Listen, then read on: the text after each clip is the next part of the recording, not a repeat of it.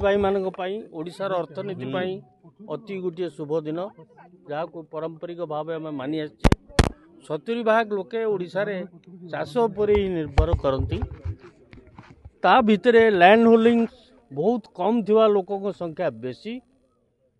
तेणु यही परिस्थिति रे जेपर्यंत यही 70% लोकों अर्थनैतिक विकास न हो से पर्यंत ओडिशार विकास संभवपर नुहे किंतु क्रमागत भाव में सरकार माने केवल चाषी को प्रलोभित करी भोट नबार रास्ता सीना खोजुंट प्रकृत पक्षे चाषी अर्थनैतिक विकास किपरि हम सेपरी निर्दिष्ट किसी कार्यक्रम ग्रहण करूना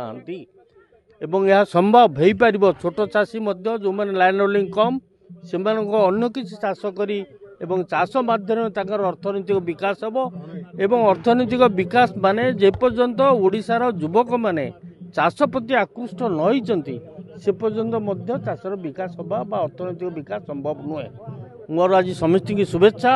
आशा करुच्ची जी जिते सरकार रहतु ना कहीं ओडिशा रे यही 70% लोकों अर्थनैतिक विकास पाई जदि निर्दिष्ट पदक्षेप कार्यक्रम ग्रहण न करेंगे ताले ओडिशार विकास संभव नुहे कि ओडिशार स्वाभिमान रहिबो नहीं। ये जो बड़ दुखर कथा केवल प्रलोभित करी भोट नबारे सरकार गत 25-30 वर्ष चली तारू दूरे की प्रकृत विकास किपरि भाव 70% लोकों से चिंता करवा समय कटनी छटनी बंद पाई निजे सरकार डिक्लेयर करते कटनी छटनी हम नहीं कौ जिले में 4 किलो कौ जिले में 5 किलो कौ जिले में 8 किलो कौ जिले में 9 किलो कटनी छटनी होची